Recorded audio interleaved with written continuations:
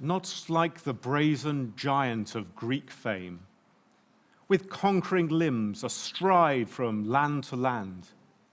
Here at our sea-washed sunset gates shall stand a mighty woman with a torch, whose flame is the imprisoned lightning, and her name, Mother of Exiles. From her beacon hand glows worldwide welcome. Her mild eyes command the air-bridged harbor that twin cities frame. Keep ancient lands, you storied pomp, cries she with silent lips. Give me your tired, your poor, your huddled masses yearning to breathe free, the wretched refuse of your teeming shore. Send these, the homeless, tempest-tossed to me. I lift my lamp beside the golden door. There is something about the United States that I romanticize. Perhaps it was the 6-month sabbatical that Dad had in 1977 that saw Ruth and I, wide-eyed with wonder, experiencing the length and breadth of the States. 4 months in school in San Jose. School great for me, less so for Ruth. But then Shabbat, with a promise of Chinese food in San Francisco. And a morning in a temple that introduced us to the music of Debbie Friedman, that Dad famously brought back to the UK, enriching Kadima and revolutionizing Anglo Jewry. No surprise that I'm so taken by the words of Emma Lazarus's sonnet, The New Colossus, that is inscribed on a bronze plaque on the pedestal of the Statue of Liberty on Ellis Island.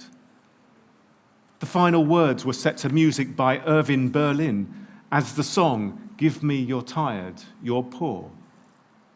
Although I will admit, as a musical heathen, Lou Reed's Dirty Boulevard that railed as the antithesis of the new Colossus at the filth and degradation of a corrupt 1980s New York City was what first drew me to these words. Emma Lazarus was born in 1849 into a large Sephardi family. Some of her ancestors date back to the Inquisition in Brazil, fleeing as one of the homeless tempest-tossed to New Amsterdam in 1654. Privately educated, from an early age she demonstrated an interest in writing and poetry. Her secular learning is evident throughout her earlier works, and this opening stanza is reflective.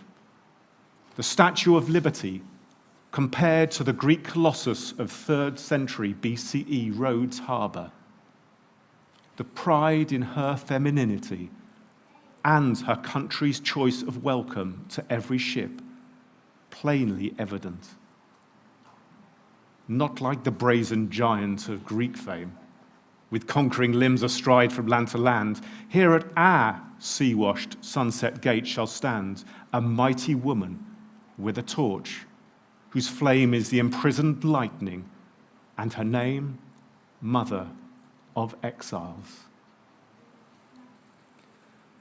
Although part of the Sephardi Jewish community, there is little evidence of Judaism influencing her work. Her focus seems to have been on American society and its ills. This changed when she learned of the pogroms in Russia in response to the assassination of Tsar Alexander II in 1881. She became an advocate for those Ashkenazi Jewish refugees, your huddled masses yearning to breathe free, the wretched refuse of your teeming shore, who constantly arrived, impoverished in New York. Whilst Emma Lazarus sought their welfare, They brought her Judaism. In the 1880s, she studied Torah, the Hebrew language and Jewish culture and history. In a book of Jewish thoughts provided to the British forces, a copy of which always reminds me of my grandfather, Harold, is found the following, written by Emma Lazarus in 1882, and chosen under the title, The Jew as a Patriot. Every student of the Hebrew language, and for all those who have been studying with Rabbi Leah, please do listen out. Every student of the Hebrew language is aware that we have in the conjugation of its verbs a mode known as the intensive, PL, voice, which by means of an almost imperceptible modification of vowel points intensifies the meaning of the primitive root.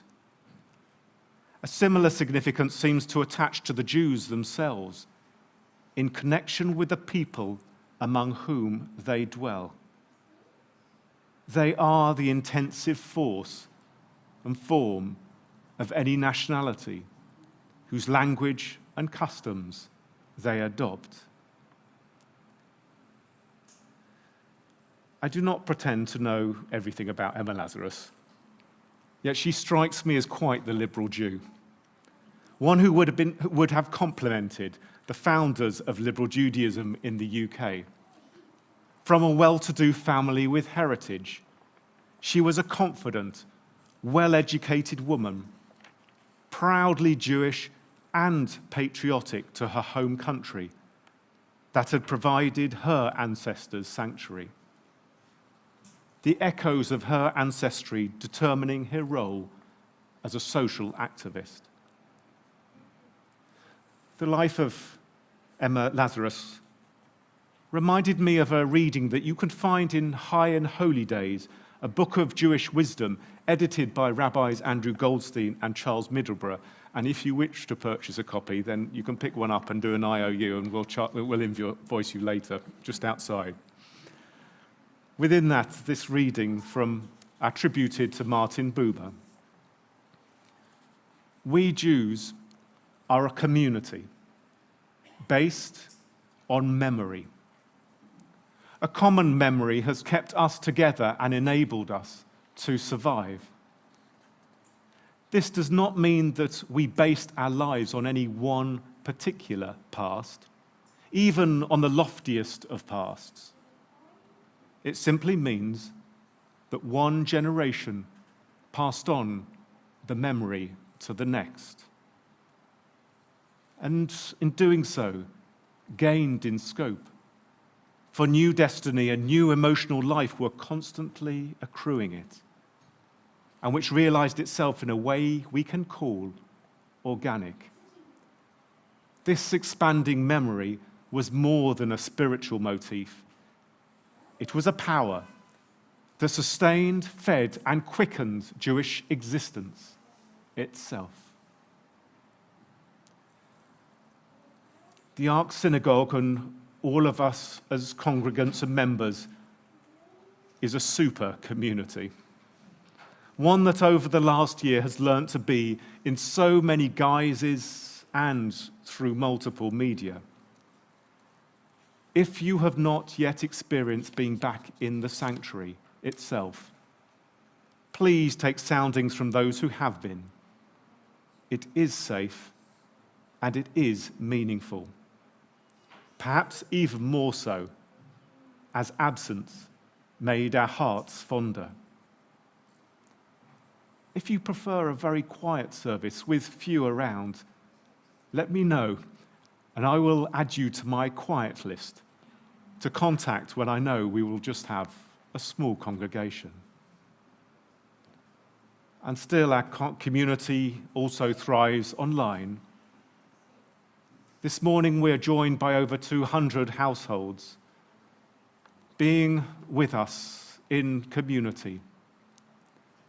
The palpable care, support, and love that is evident over Zoom for Kiddush, Havdalah, various midweek activities, and the project postcode groups prove that for those unable to be physically present, the synagogue and its community is always open.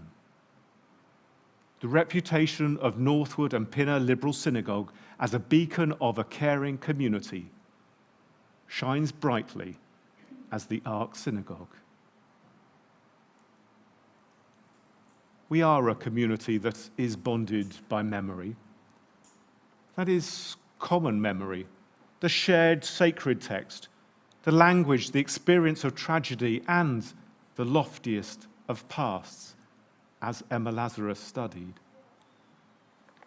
We are a super Jewish community, very much part of the story of Judaism, and that of each individual who receives what has been passed on to them, either generation to generation, perhaps skipping one or a few, or being an originator of a new line. As our congregation diversifies, we celebrate the range of traditions and heritage. And we are also a super British Jewish community. While delighting in the increasing international congregation, our nature is still quite British. We are characteristically understated, though quite pioneering. We are generally polite, courteous, and civic.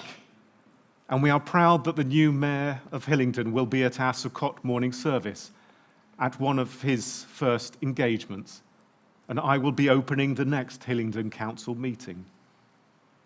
We are always open, staunchly supporting the opening of doors that allowed us to be here today, and open to learning, understanding that imperfection means we always welcome doing better. If this is organic growth, then in Buber's words, this expanding memory was more than a spiritual motif. It was a power which sustained, fed, and quickened Jewish existence itself. Organic growth. And this year has been and seen us as a superorganism. I hope that I do not sound glib. We can always do better. But, as Rabbi Leah stated last night, it is difficult to be overly optimistic about our world. Yet we do hope. And the Ark Synagogue is a beacon of hope. A very liberal Jewish beacon, slightly reserved, as are the British, yet providing a warm home.